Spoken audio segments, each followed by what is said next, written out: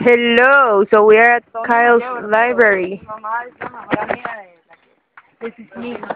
This is everything else so beautiful. It's so beautiful. It's so amazing that actually someone is doing this for, I don't know, it's amazing that the kids that live near this place have a library where they can go and read. It's amazing. Books are amazing.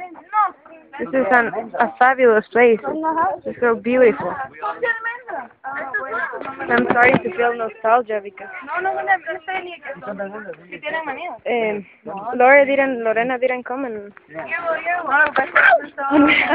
I almost fell down. And when I said goodbye to her, I was sad because I was thinking that I'm not going to see her until January. Probably. And I told her Merry Christmas, and truth is I'm going to miss her, and I'm going to miss everyone in the NPC. And it's been an awesome year for me, and this last month in the NPC have been fabulous, and I'll miss everyone during vacation. And I was also thinking of the time when we end the NPC, I mean, when we graduate. I don't know, I think I'll miss everyone and seeing everyone every day. And besides, I don't know, just this place is so beautiful, and